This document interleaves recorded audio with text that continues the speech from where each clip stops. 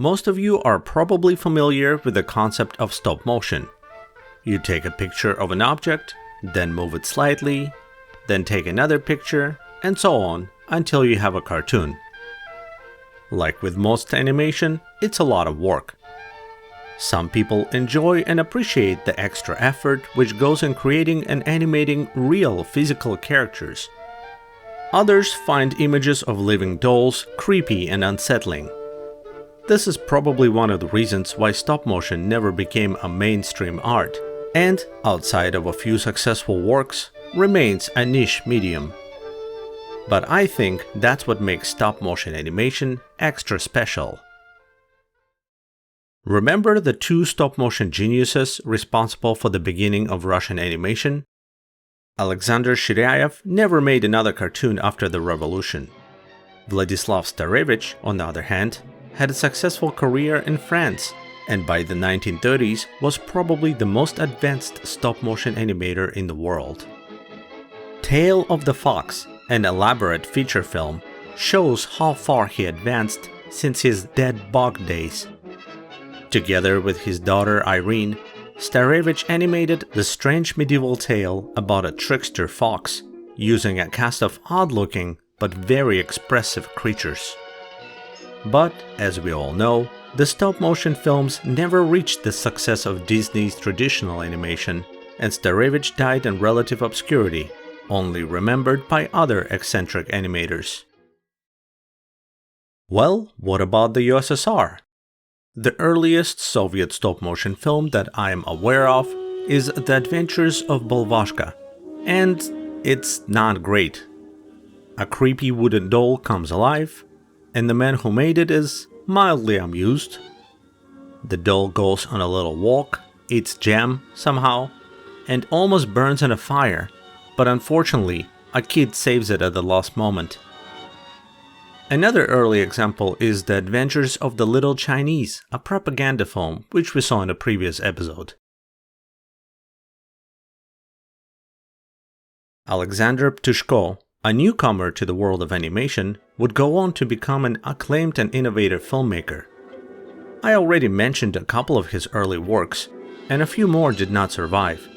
But in 1935, he would release what is possibly the world's first stop-motion feature-length film, The New Gulliver. I say possibly because the film is not completely animated and has a live-action performer, the boy who serves as Gulliver in the Soviet retelling. I don't know if Ptushko watched the recently released King Kong, but the film feels like a Soviet answer to it, just with less annoying screaming. The live actor had to interact with stop-motion dolls, which is tricky to do convincingly. Speaking of dolls, there are so many of them. I've heard that 1,500 were used, and I can believe it. The ministers and the nobility have unique appearances and exaggerated faces, and all of them are absolutely hideous. The workers, on the contrary, look very similar to each other, though not very appealing either. Having a live actor really gives you the scale of those enormous sets. My favorite set is the workers' dungeon, with unsettling industrial machines which make human groaning noises.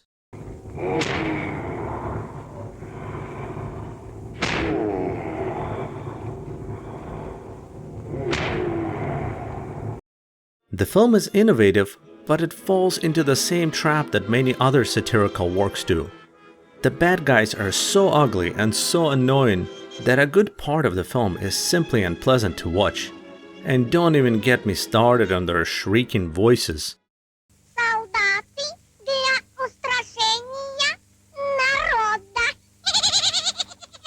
And it's not helped by the cliché way it ends, with a socialist revolution, of course.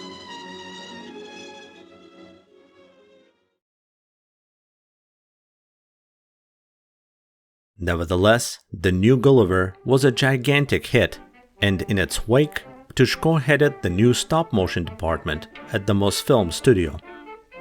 Their early films, fables and fairy tales about animals, were not very exciting. Cartoons like The Fox and the Grapes often had little imperfections, like visible strings, But that didn't stop them from being entertaining, in this case providing great physical comedy. The Turnip is based on the classic Russian fairy tale, the premise of which is a family and their pets trying to pull a vegetable out of the ground while avoiding a possessed scarecrow. Despite the horrifying imagery, this is supposed to be a children's tale. I'm not sure what is stranger, the fact that the cat keeps a mouse as a slave, or that a turnip can be used as food. On the technical side, we finally get to see humans, but they have like only 2 facial expressions. Awesome! And no way! Just like SMF, Mosfilm began making color films. An advantage of stop motion is that a studio can reuse characters. If you watch The Fox and the Wolf, a tale of 2 swindlers trying to out-cheat each other, you'll recognize the same beat-up and worn-out dolls from previous cartoons.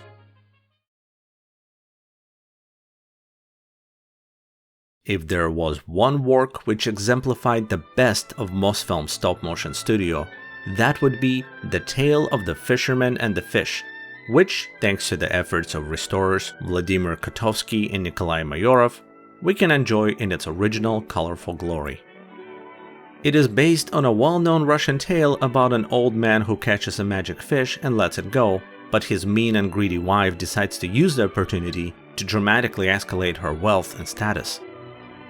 The fairy tale does not explain why the old man, who can wish for anything he wants, doesn't wish for a better wife. The human characters are much more detailed and expressive than in the previous works, and while the setting is relatively simple, there are still many impressive moments. Somewhat unusually, the background of this half-hour cartoon is composed of either drone animation or is simply pitch black, accentuating the many bright colors. In the same year that Olga Khodotaeva made her New Year's themed cartoon at SMF, Mosfilm made their contribution to the new official holiday with The Silver Rain. A bunch of sad hares are obsessed with the New Year's Day. They send one of their own to face a literal capitalist pig and a wolf who is too stupid to tell the difference between real animals and carnival masks. What I find really interesting about this cartoon, besides the rotating set, is that even though stop motion has nothing in common with traditional animation, the characters are clearly made in the Disney style. The wolf in particular reminds me of a similar character in Disney's Three Little Pigs, and this is not the only case. You can see similar Disney influence in The Wonderful Traffic Light and The Wolf and the Seven Goatlings. Even though full versions of these cartoons are sadly, or perhaps fortunately, unavailable.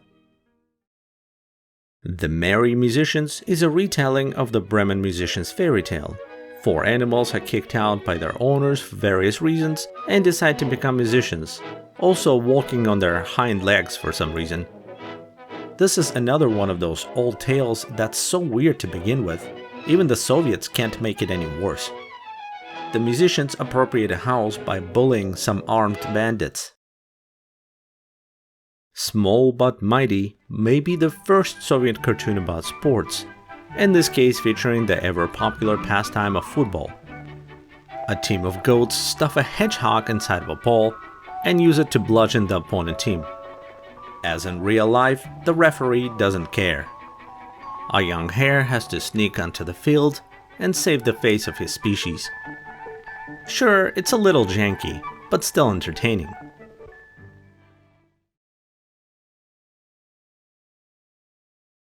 Ptushko's next feature-length film, The Golden Key, had far less animation than the new Gulliver. The Golden Key is a Soviet adaptation of Pinocchio. It's less traumatic than the original story, but still features a very unsettling wooden doll. The stop motion was still used occasionally, but most of the time, to achieve the effect of tiny animated dolls, live actors were used on a forced perspective set. That's when some of the actors are placed close to the camera, and others are far away, creating an illusion of size difference. To me, this is like a puzzle, trying to figure out how they did it. The movie's pretty good, but it's not really an animated film.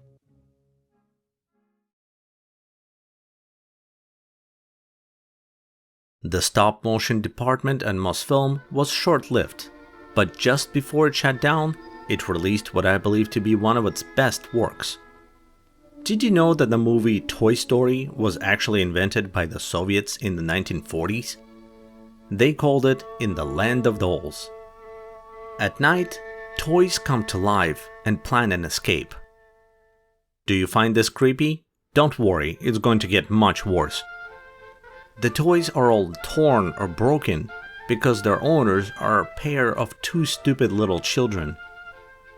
Thanks to a weird magic rat and her satanic spell, the children are also turned into unsettling, realistic dolls and follow their toys into a toy store. That's where the real nightmare begins. Every deformed creature is after them. Naked babies, roadkill hares, marital aids. The children are captured and brought to the council of Grandpa Frosts, who sentenced them to be sold as toys. What a delightfully messed up story. The ending is very sweet though. The best character, by far, is the teddy bear whose leg keeps falling off. He is absolutely charming, adorable, and ready to turn on humans at any moment. Sadly, Mosfilm's stop-motion department was disbanded in 1941. Ptushko left animation entirely, dedicating the rest of his career to visually striking fantasy films. 15 years would pass before another stop-motion film would be made in the Soviet Union. In the meanwhile, some animators were getting tired of the Disney animation style, and one animation studio in the north ignored it entirely. But that is a story for another episode. For today's viewing recommendations, I suggest The Tale of the Fisherman and the Fish and In the Land of the Dolls. Both are fascinating in their own way. And although it's not my favorite, the new Gulliver is also worth a watch. Join us next time as we explore original styles of Soviet cartoons and the forgotten gems of Leningrad animation.